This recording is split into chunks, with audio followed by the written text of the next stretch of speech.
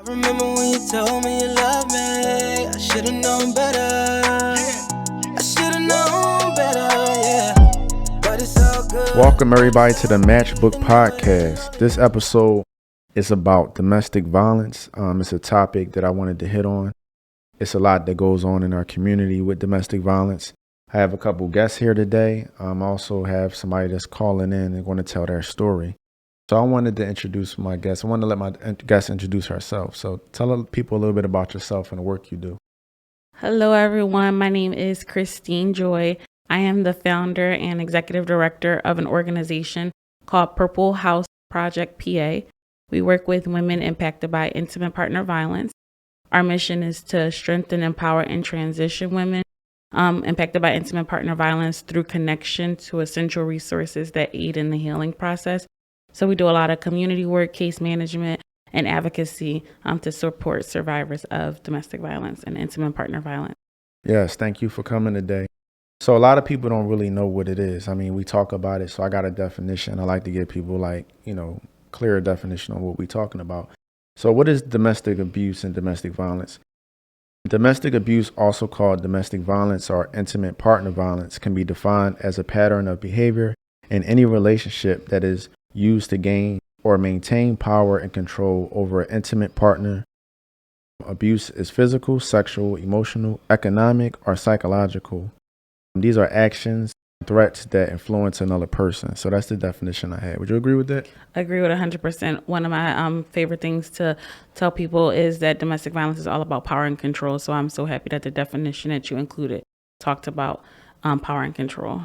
Yes, for sure. Like I said, it's something that goes on a lot in the community. And today we're going to talk about women being affected by it, but also men. And we're going to dig a little deeper into what that looks like. So for you, why did you get into this work? What made you, start doing this work that you're doing? I feel like a couple of different reasons. So one of the biggest reasons is when I was in college, I had to do what's called a genogram. And the genogram basically has you lay out your family tree, and it has you look at the different patterns and generational things that have happened. And I realized in my family, there was lots of domestic violence that happened throughout the different generations. And I felt like it wasn't really talked about in my family. And as a result, it was repeated. And then I am a licensed social worker.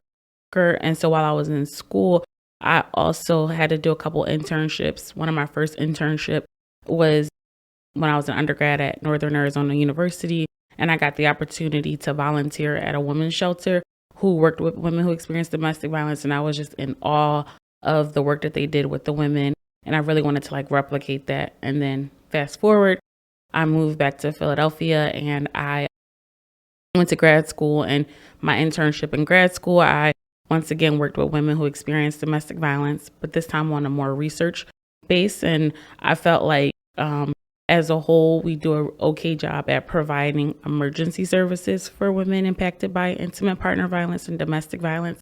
But I feel like the longevity, the women's empowerment, like what happens after the abuse, after people rebuild, there wasn't a lot of services that worked with that. And so I wanted to fill a hole that I felt was needed. Yeah, just like you, I've been in human service for 20 years working in the field.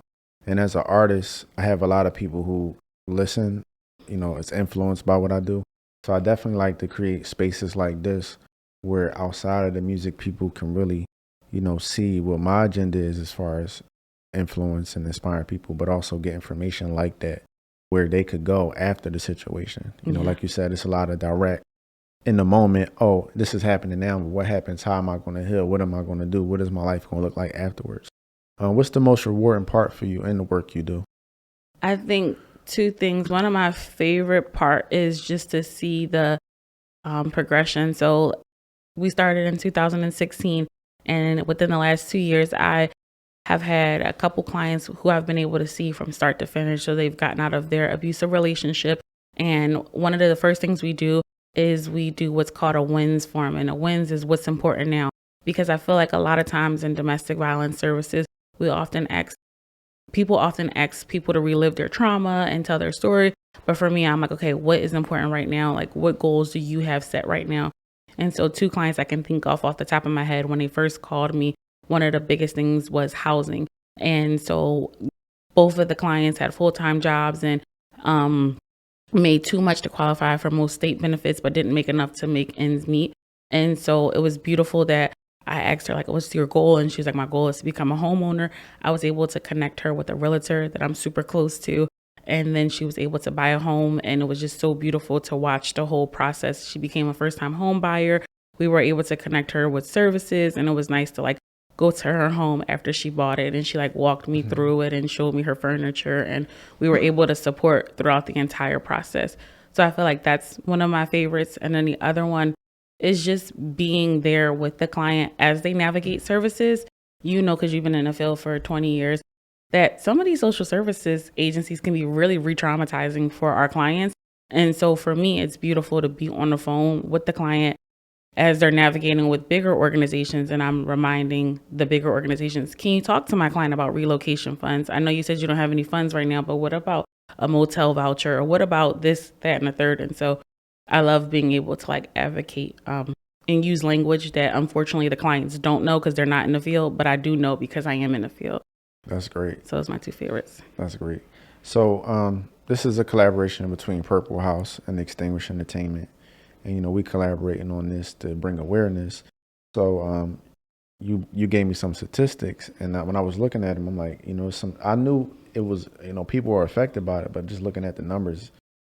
So, for example, one of the statistics is that intimate partner violence alone affects more than 12 million people a year. Yeah. Do you think that's in the United States or less, like around the world? I would say, I feel like that number would be higher around the world. And so I feel like the statistics that I gave you were from the national. So I feel like that's the United States National Association Domestic Violence, PCADV. Yeah, and another one is 1 in 3 women, which is 35%, and 1 in 4 men, which is 28%. In the United States have experienced rape, physical violence, and other stalking by intimate partners. Mm-hmm. Another one that stood out to me was women ages 18 to 24 and 25 to 34 generally experience the highest rates of intimate partner violence. Why do you think that is? That one stuck out to me the most too when I was sending you the statistics because I fall in that age group. And I think it's a combination of what people are taught about like what healthy love looks like or not look like. And I feel like it's also a combination of not knowing the warning signs. And so we talk a lot about like warning signs. And then I think it's also a combination of like the media and what's perpetuated as well. I think it's also a lot of unhealed trauma that happens. And because people are not healed, then they hurt the people as well. Wow. So I think it's a combination. But when I saw that stat, I was like, wow, that is my age group. And I was just reflecting on like 18 to 35, what that was like, you know, when I was going through those different ages. And I wasn't too surprised when I saw it, but it was really disheartening. And as I was reading, I was like, that makes the most sense, because when I reflect on the women that I've served in the last few years, the majority of them were in that age group. Yeah, I got another one that says 80% of women with disabilities have been sexually assaulted, and they experience intimate partner violence at a rate of 40% higher than non-disabled women. 80%. Yeah. 80%. Tell me a little bit about the work and the part of working with disabled, because we talked earlier, that was interesting to me, the domestic violence and disabilities part. So I last year I spoke at council and I met a woman who is phenomenal, and she shared her story about her abuse and her abuse resulting in actually her becoming completely blind. And when I heard her story, I was moved by it. And she like is an advocate for people who live with disabilities as well as people impacted by domestic violence. And so I knew I had to connect with her. And while connecting with her, I like had a passion, and I was like, I want to like dig deeper in to learn more about women who are impacted by domestic violence and disability. And so much so that every year we host an awareness walk / resource fair called My Purple Path. And this year our theme is My Purple Path Needs You to See Me. And we are literally raising awareness about women impacted by domestic violence and who live with different disabilities. And there's a combination. So there are some people who become disabled because of the abuse. And then there are some people who are disabled, and as a result of being disabled, they are unfortunately more likely to become victims of abuse. And we, as you mentioned earlier, know that there's different type of abuse. So whether that be financial abuse, mental abuse, physical abuse, or sexual abuse, we know that when people are more vulnerable, populations like seniors, people with disabilities, they unfortunately are more susceptible to experience, different levels of mistreatment. And that's because they unfortunately at times don't have much of a voice, or they don't have people to speak up for them, or they feel like that is the best that they'll ever be able to have. Like, at least someone is there to show me love. And so I think that this year with our mission, like My Purple Path Needs You to See Me, we're raising awareness, we're sharing resources, because I think that one of the biggest things that helps with getting out of a domestic violence relationship is knowing what resources are available. Because it's not like people want to stay in there because they just want to stay in there. They are still in there because they don't know how they're going to make ends meet after they leave. Statistics show that the most lethal time for a woman and a man is when they decide to leave a relationship. And so we at Purple House Project are really big on like helping people when they're ready, develop a safety plan, develop what you want to do after you get out of this relationship, what kind of resources we can put in place in order for you to be safer. How can we help you heal? How can we empower you? And so I think people with disabilities, because they're such a vulnerable population, they're at a greater risk. Yes, I'm glad that you mentioned vulnerability, because if you think about the lack and the breakdown in systems and social services not really being, adequate in the home, families, parents not being around, families having disputes, whatever the situation may be, it puts people at a risk. Also, what I wanted to mention, like I said, I wanted to talk about men and domestic violence. A lot of the times, men, they get gaslighted, and we'll talk about that. And, they get told like, oh, generally, even myself, like coming up in society, it was always told, hey, don't express your feelings. That's weak, or, that's corny. You got to be tough. You got to be tough. And what happens what I notice in my community is when it comes time for men to be in a relationship with a woman, they don't want to be vulnerable. They don't want to open up, because that's looked at as weak. And then also in our community in general, people don't get mental health. They don't talk about their feelings. It's, with our culture of music and everything, it's corny to be like, hey, look, this is how I feel. I miss you, this and all of that. Like, to be able to be vulnerable. So what happens is you have no emotional intelligence. Mm-hmm. You have no outlets as far as therapy, or no healthy ways to kind of process what you went through, but let alone what you're going through in a relationship. And then you face with some conflict in a relationship, and you don't really know how. I'm not making excuses for people, but I think some of it is just the mental health component of people not knowing how to actually process stuff. You know what I mean? It's wrong for men and women. It should never happen. But we got to look at the preventative methods in our communities, and raising our children and teaching our young people how to communicate, what is emotional intelligence, how to deal with conflict. Every conflict don't have to be violent. And we live in such a violent culture. In a violent world, everything is violence, violence, violence, whether it's the words. And that's my next point that I wanted to make. The abuse is psychological, emotional. It isn't just physical. It can be hurtful and traumatic. It is emotional, abusive. It's humiliating a person, threatening or degrading a person, blaming a person. They want to make you afraid. And it's all under the umbrella of gaslighting, what I mentioned earlier. And people don't know what gaslighting is. So the definition is a form of psychological manipulation in which the abuser attempts to sow self-doubt and confusion in their victim's mind. Typically, gaslighters are seeking to gain power and control over another person by distorting reality and forcing them to question their own judgment and intuition. So in relationships, you get to a point where it's like, well, how did I get here? And what I said, just talking from a male's point of view, because I want to be that voice, because a lot of times in this topic, it's not talked about. You'll have women say, are you acting like a female? Or man up. And then you hear parents saying this to the boys. Then they get in a relationship, and it's like, I want you to be open. I want you to be vulnerable. And then people get cheated on, or normal stuff happen, and they don't know how to communicate that. They don't know how to get through that. And then you have people that antagonize from both parties, male, female, partner, whatever, antagonize whether it's a male or female or male. Hey, you stupid. Getting in people's head, just kind of like making them like question who they are and their confidence, and breaking them down slowly. And that's what I see happening a lot of times when I see domestic violence going on. There's a lot of breaking down of just each other. And it's not enough of coming together and trying to work and understand that, it's okay to have conflicts, but let's work this out in a positive way. And that's one of the things that I hope people take, from this conversation, but just moving forward in your relationships. It's okay to seek formal help. It's okay to seek therapy. It's okay to seek those things. So I just wanted to put that out there. So one of the things I want to do, I have a guest that wants to share her story. Hello. Hey, son, can you hear me? Yes. Hey, this is ARSIN. So we live on a podcast right now. I just wanted to call you, check in with you. I know we talked earlier, but I wanted you to, share a little bit about your story and how you overcame your situation so the viewers and the listeners can hear. Okay. Well, I was in a domestic relationship for about 4 or 5 years. And of course, like most situations, it didn't start off hostile. Like, it was very loving. What I understand now is love bombing. He was very affectionate, very caring, was a great father figure to my daughters at the time.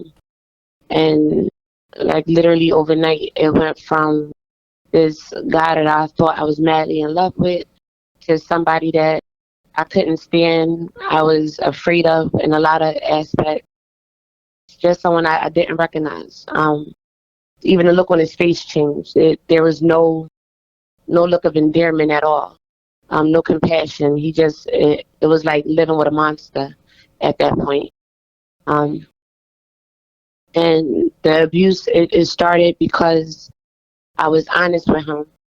I let him know that somebody that he was really close to, me and him had a short relationship, maybe like almost 10 years before I actually met him.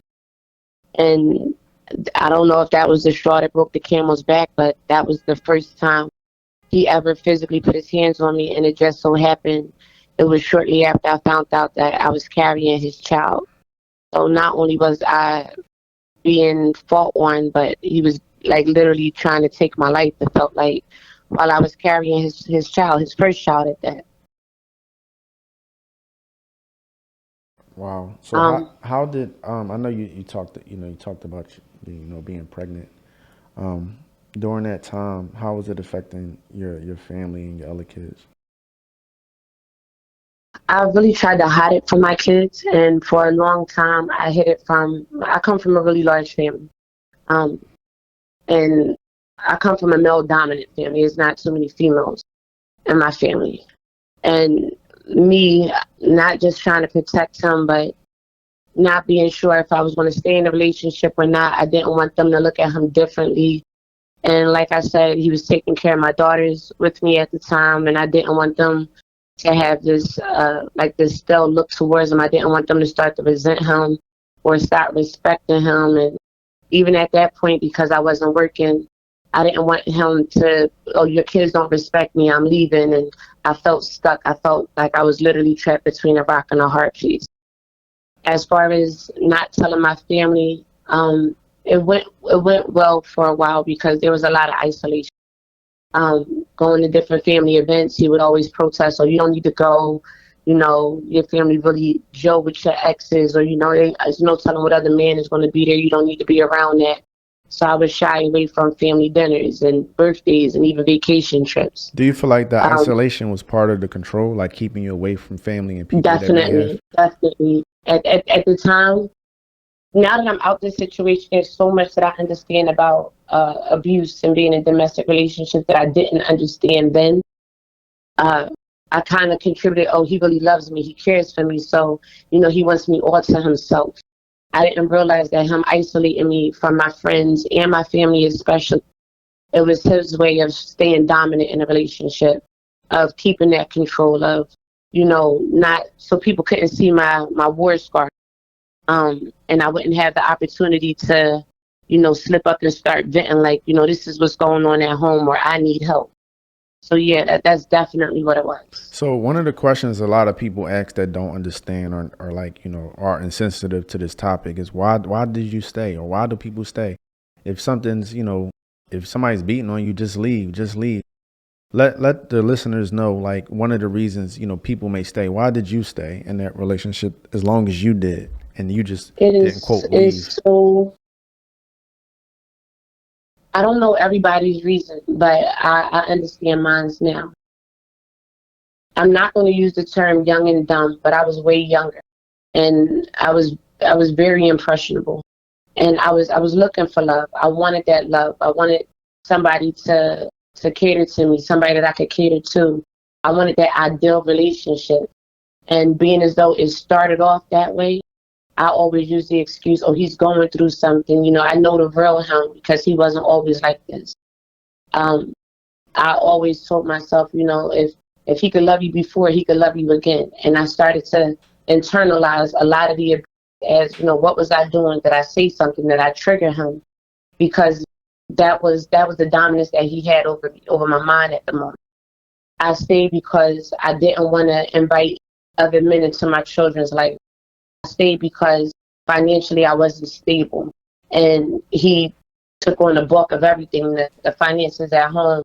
As I said, taking care of my children, and I use that as an excuse to stay as well. Was that a part of the control for you? Did he ever put that on the table, like, oh, I could take care of you, you don't have to worry about it, you don't have to work? Yeah, it was times where he called me, oh, you's a bum bee. And then turned around and called you a bum after that? He said something like that?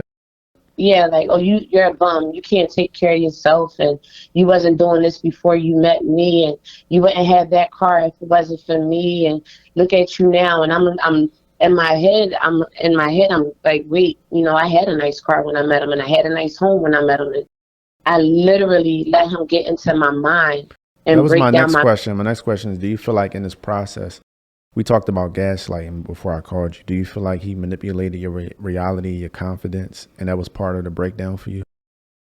Yeah, I had a lot going on when I first initially met him. I was heavy into music. I was modeling. I was traveling. And some way, somehow, even though I felt like I was this strong, independent woman because I was doing all of these great things on my own, he turned it into a negative. And it was kind of like he would taunt me with his love. Like, oh, well, if you're going to be doing that, you can't be going on planes and doing shows and traveling. And you with all these guys, if you loved me, you wouldn't do it. And if you respected me, you wouldn't do it. And I'm not going to be here when you get back. So it was kind of like those fear tactics. And it was like, dang, I really love this guy. And, he treats me really good. And I thought he understood my lifestyle, which made it easy for me in the beginning to cling to him because I hadn't had that before. So it was like once he got his foot good in the door, it was, oh, you going on this trip and you doing this show with who? And, oh, I don't even like that person as an artist. And he wasn't like that before, right? I wasn't. So once he got his foot in the door with you and you got vulnerable, that's when he started to kind of use that. That's exactly when it was. So he loved by me a lot. It was a lot of gifts. It was a lot of showering, a lot of accolades that he was showing me, and out of nowhere, it was literally one day, then one night, it was totally changed. Did it get physical? I mean, I know you talked about that, but what was the peak for you? What was the moment where you said, I gotta change? And then after that, tell me how you overcame this and where you at now. It was one point in time where he basically isolated me from everything that I was doing within the industry. So now I'm working a regular job. I was working at a particular doctor's office, and I had no experience. I was only making $10 an hour. As soon as I landed my job, he decided to quit his job and told me, oh, you working now, and I took care of you and your kids. It's your turn to take care of me. And I'm like, well, what am I supposed to do? The bills still got to get paid, and the kids still got to be taken care of. So it's not like I could tell when I'm not going to do it, you got to do it. So I became the mother of 3 children plus a grown man. And I remember checking my account one day because I went to go order lunch, and it was negative. And I called him, did you withdraw money from the account? And he was blatant, and he told me, my baby mom needed X, Y, and Z because he had a child from a previous relationship. And, after I took her shopping, we decided to sit down and talk, and I bought her lunch. off of my $10 an hour salary. Did this So lead to the physical altercation? yeah, it definitely did. So that night when I got home, I was timid. I was scared because I really didn't know how things was going to transpire. And I'm telling him, like, you got to put that money back, rent coming up, so on and so forth. And he was very adamant that he wasn't. So I coddled. I went and I laid in the bed. And as he's like cursing me out, bringing me down with his words, I just looked at him and I started laughing. And this man picked up our bed and flipped it up in the air to the point I almost fell out of our window. And our baby at the time, not even 1 year old, she was in the room with us and she's screaming and she's crying. And that's when it clicked. He could have took my life. And I caught myself fighting back.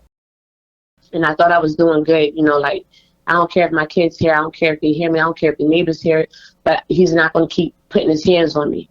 And this man, he literally choked me out to the point where I woke up in the hospital.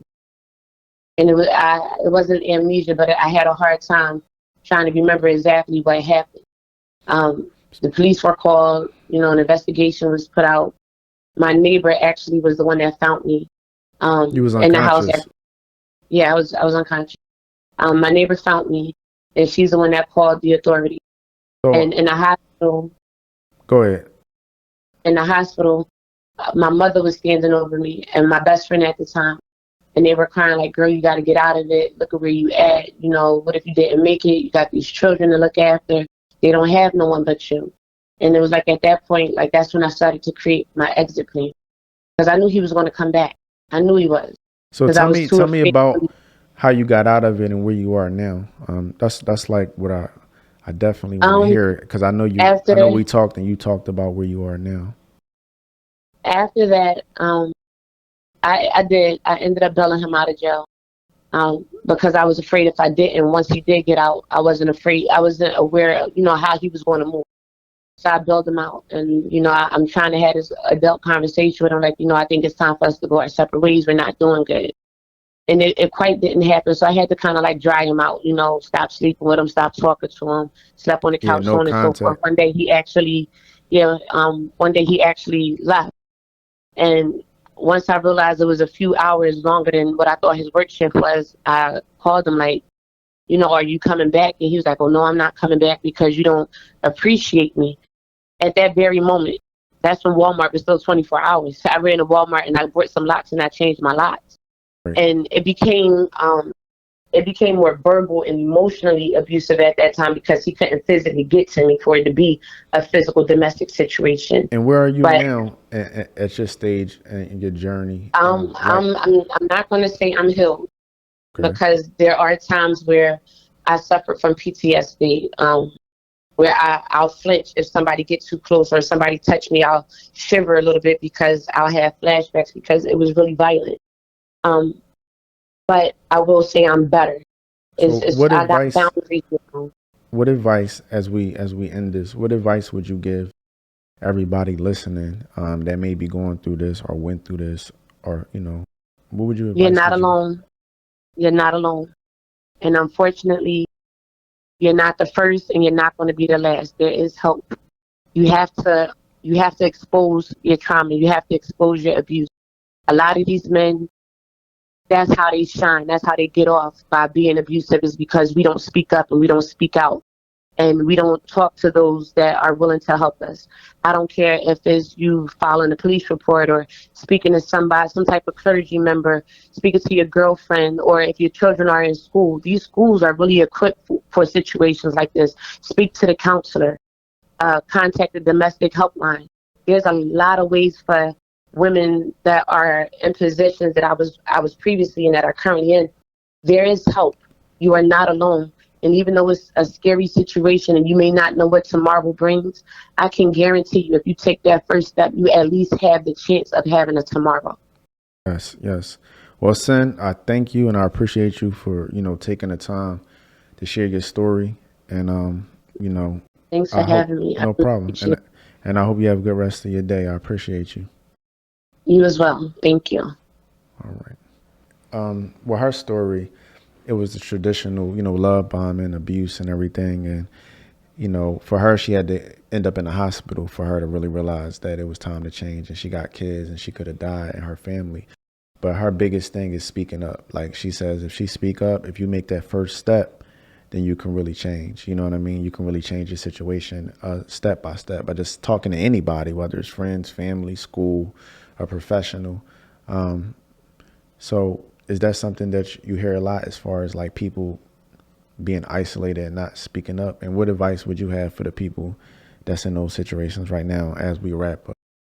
Isolation is definitely one of the forms and tactics that perpetrators use. And so I would tell anyone who I'm working with, if there's anyone they feel safe with to talk to, even if it's something as simple as creating a code word to let people know that I'm unsafe at this moment, making sure you have trusted loved ones, and then loved ones making sure you take care of yourself too, because it's hard to hear about your loved ones being abused. And, it says it takes the average woman 7 times before she leaves. And so loved ones, as you're hearing this, and friends, as you're hearing this, like, make sure you give your person who is in a domestic violence relationship some grace, because there's a lot of reasons why they don't leave on the first time. And like you said, speaking up is super important, but it's important that people feel safe, that they're not going to be judged for speaking up too. And so know that there are anonymous ways that you can speak up. There are different support groups. I love social media because there's all kinds of support groups. Like, you don't even have to leave your home if you don't want to. So try to find a community, whether it's in person, over the phone, or like on social media, so you don't have to be isolated, because that is one of the forms, and that's how people stay in really abusive situations. Yeah, so my advice for anybody listening to this that's going through something is speak up. And I go for male and female. And speaking as a man, like, sometimes if you're friends, you can't be vulnerable with them, or you can't tell them, hey, this is what's going on. Go seek professional help. And all them dudes out there that think it's okay to do this is not. You know what I mean? You have no emotional intelligence. We have to be leaders, especially black men. We have to be leaders in our community. Okay, your dad wasn't there. Okay, the boy on the block. But, a lot of y'all too old to be doing this. And a lot of y'all really got to check with yourself. What if this was your mom, your sister, your daughter? Put yourself in their shoes and really stand up. And, when we talk about was being valued and what's being gangster, that's not gangster. That's not valued. That's not being a man. So my words out to all my men out there, just be a man. Seek help. And understand your role and your power. And to all my women, do the same thing. Understand your role and your power, and let's come together. So I'm going to put some information on the hotline after this. And I thank you for coming through, sharing the information. Thank you so much. What's the website people can go to? Our website is www.purplehouseprojectpa.org. And as I mentioned earlier in the interview, we're having our awareness walk / resource fair on October the 7th in Collingdale, if anyone wants to join us to learn about the resources that are available. Exactly. And we'll have all the information on extinguishentertainment.com. Thank y'all for tuning in. Match Book Podcast. Peace. Thank you. Make sure you visit extinguishent.com for booking, ARSIN merch, video and photography services, business marketing services, and podcast services. Visit purplehouseprojectpa.org for more information on domestic violence.